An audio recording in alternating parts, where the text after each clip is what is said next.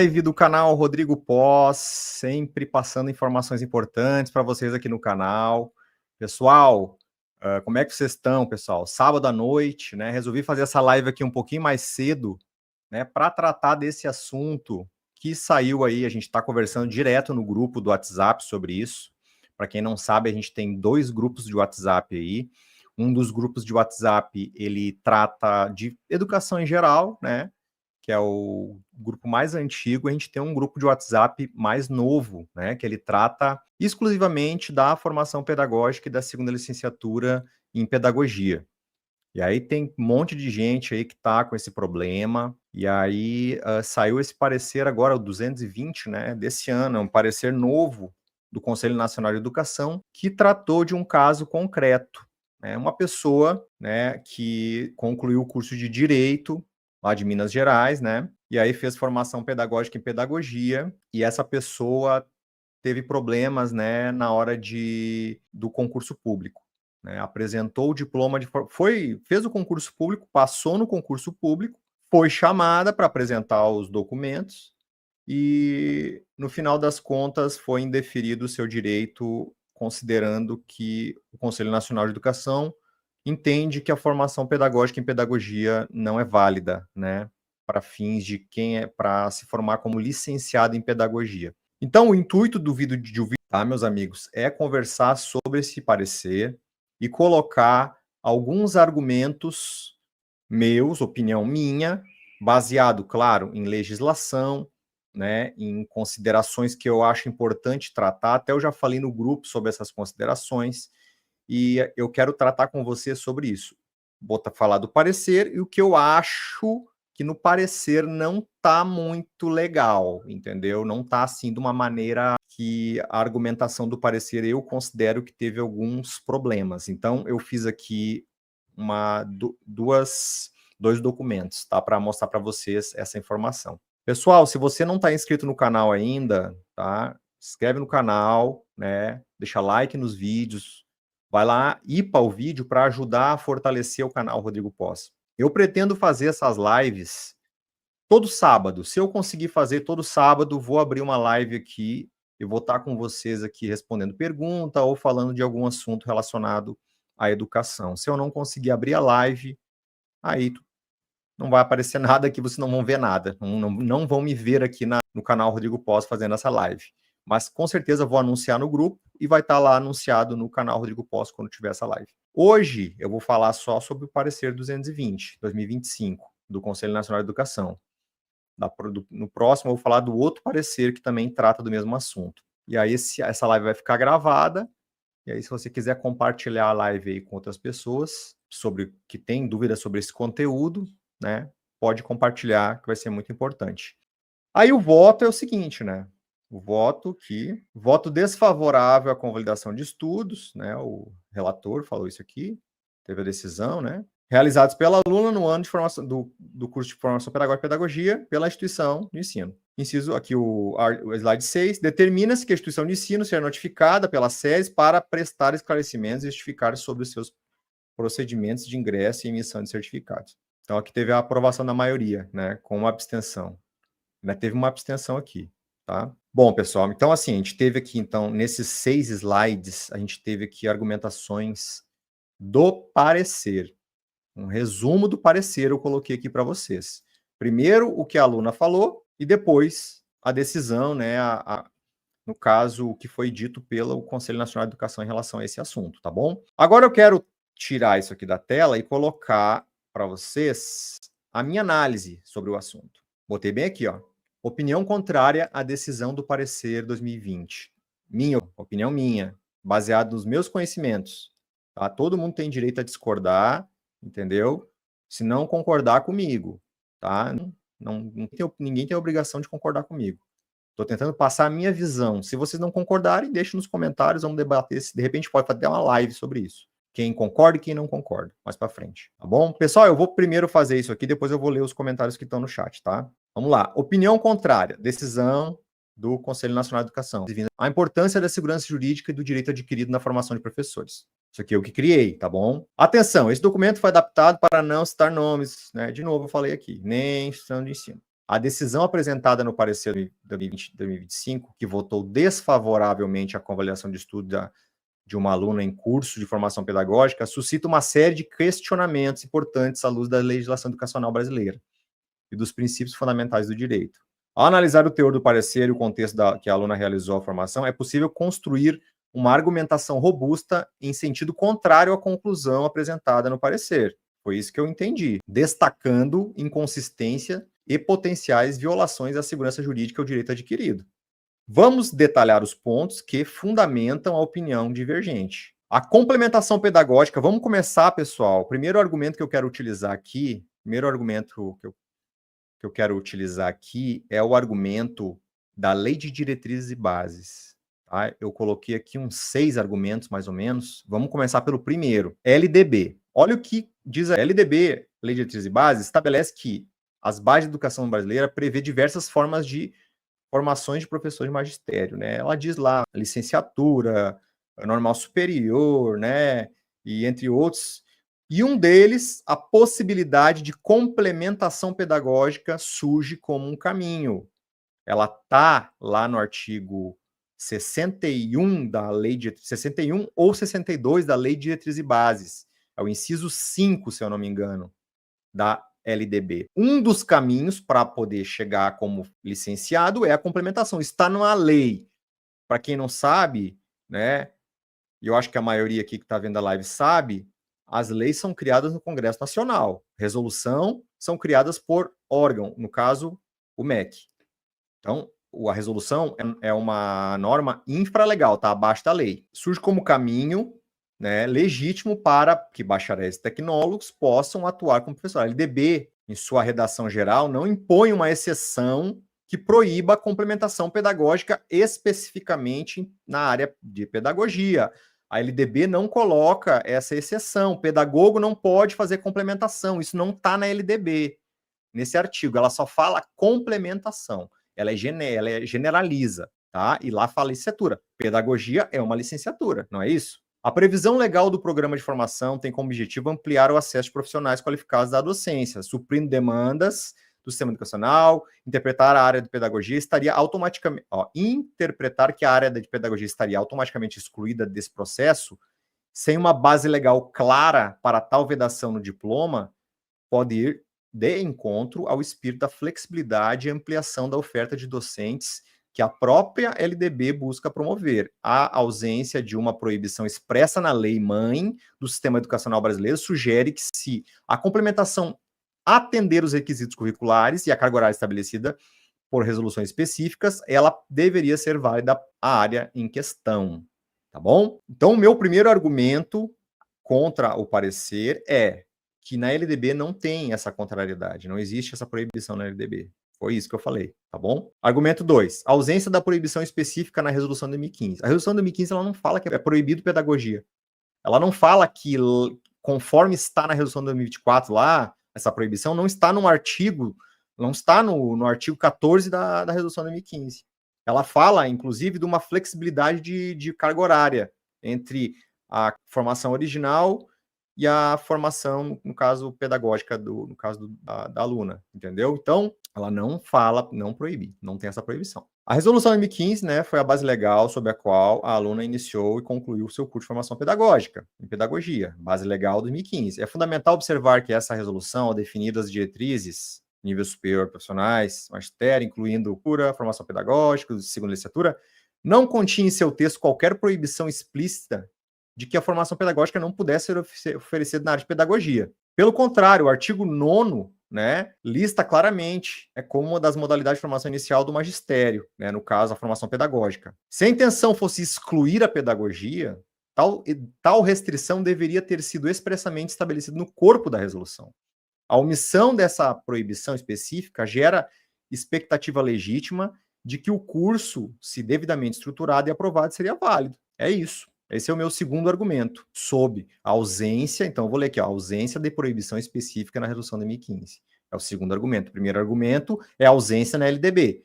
Segundo argumento, a ausência de proibição na resolução de 2015, que é a base legal do curso da aluna. Carga horária variável, né, e excedida pela aluna. No artigo 14 da resolução de 2015, Ela tem essa previsão entre 1.000 e 1.400 horas. E a aluna concluiu o curso em 1.700 horas. Então, ela está a mais do que prevê a resolução, que é a base legal do curso dela. Terceiro argumento é esse. Além disso, ó, o que eu falo aqui nesse terceiro argumento?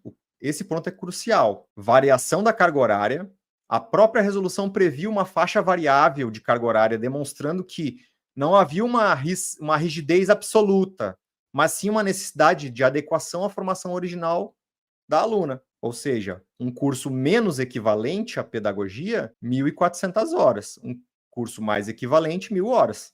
Foi isso que foi a interpretação, creio eu, da instituição de ensino na hora de aprovar ou não a matrícula da aluna. Carga horária superior.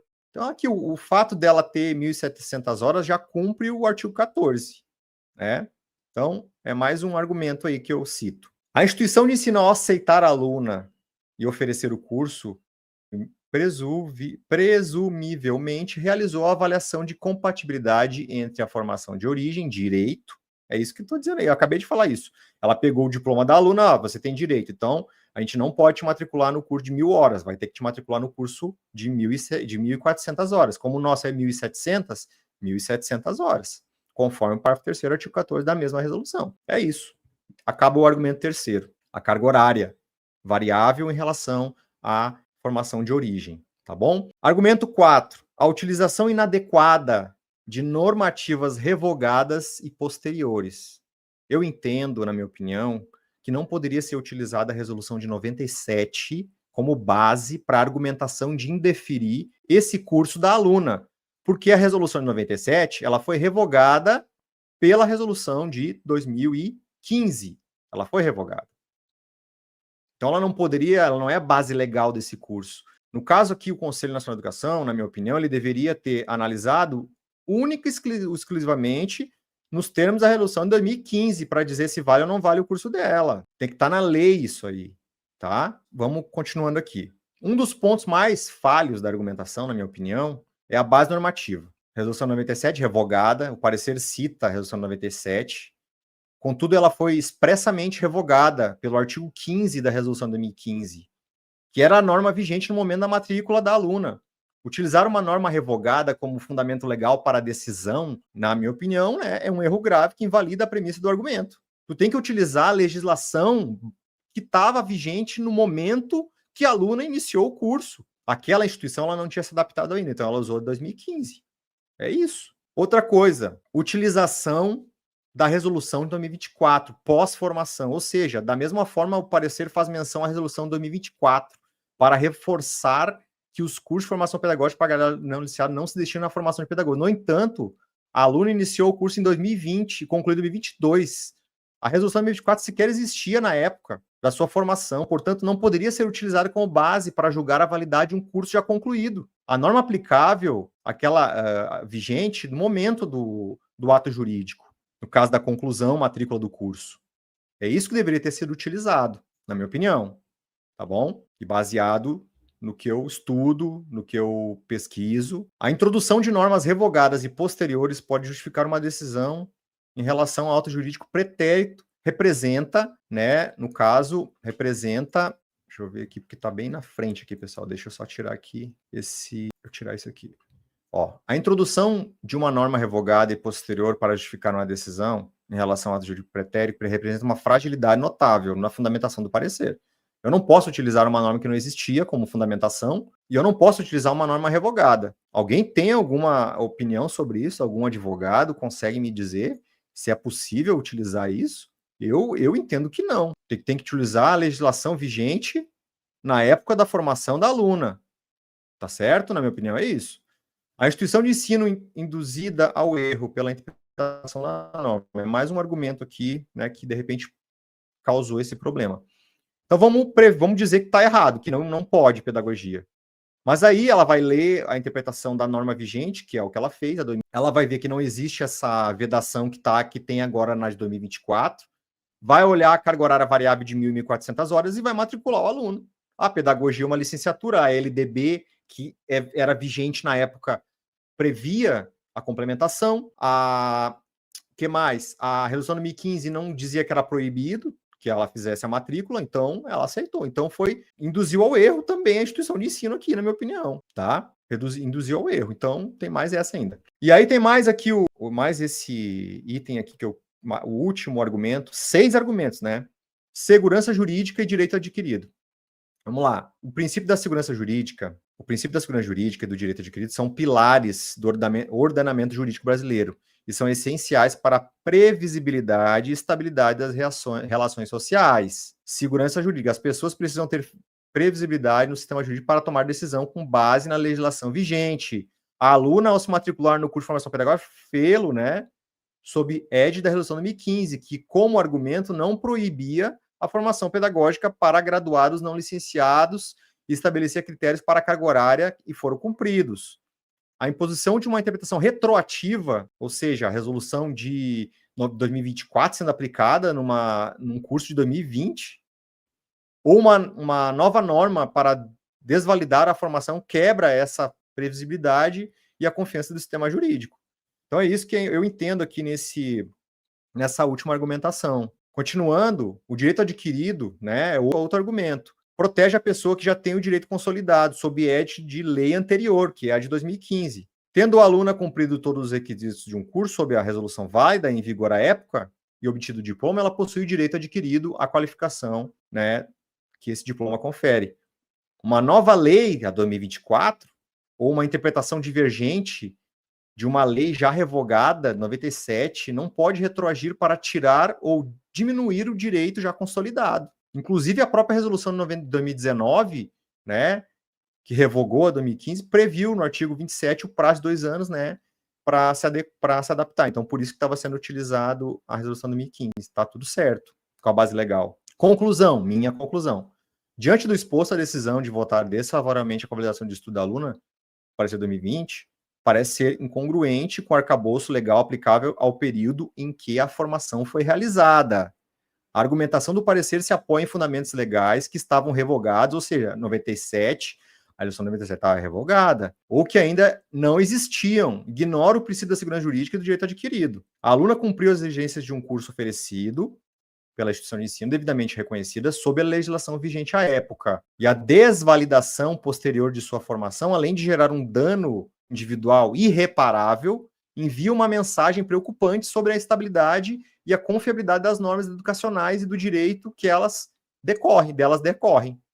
A instituição de ensino deve, claro, certamente, né, ser responsabilizada por suas ofertas, com certeza. Mas será que ela não foi induzida ao erro pela norma? E aí? Mas o ônus de uma interpretação legal, tardia ou controversa não deve recair sobre o profissional, que no caso a aluna agiu de boa fé, buscando sua qualificação no magistério.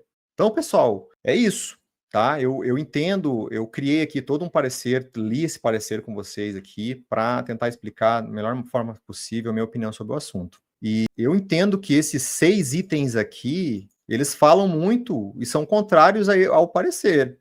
A complementação pedagógica na lei de diretriz e base, lá não era proibido, vamos reforçar aqui os itens. Não era proibido pedagogia na LDB, que é a lei mãe. Lá só fala que para ser professor pode ter complementação, pode fazer complementação. É uma das maneiras de se tornar professor. Ausência de proibição na resolução de 2015. Carga horária variável e excedida pela aluna.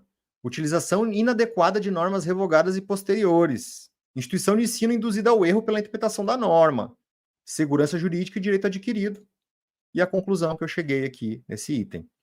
Tá? Então, assim, pessoal, voltando aqui com vocês, lembrando, né, quem quiser se tornar membro assinante do canal, basta apontar o QR Code para a tela, né, e se torne membro assinante, ajuda o canal Rodrigo Pós, tá? Eu quis fazer esse vídeo aqui para vocês e citar essas informações para ajudar quem está nessa situação, tá bom? Se você não concorda comigo, beleza, tranquilo. Todo mundo tem direito de concordar ou não, da minha opinião. Mas eu acho que esses 6 argumentos aí pode, de alguma forma, ajudar o advogado de vocês. Pensar, assim, nesse sentido. Como que eu vou utilizar uma norma revogada para dizer se é válido algo ou não? Não é isso? Eu cito um exemplo aqui de um cargo público. Por exemplo, um cargo público que antigamente exigia só ensino médio e agora exige um ensino superior. Eu já estou no cargo, aí vem uma norma nova e diz que tem que ter ensino superior. Eu vou perder meu emprego? por isso? Não, porque no momento que eu entrei no cargo público, lá no momento que eu entrei, eu estava numa legislação vigente àquela época. Aquela legislação vigente à época dizia que eu poderia acessar o cargo público com o ensino médio, certo? É mais ou menos assim. Tu não pode utilizar uma lei revogada e uma lei que não existia como argumentação para indeferir algo, tá certo, pessoal? Pensem nisso na hora de falar com seus advogados, falar aí, mas não sei como é que vocês vão resolver essa situação, mas pensem nisso.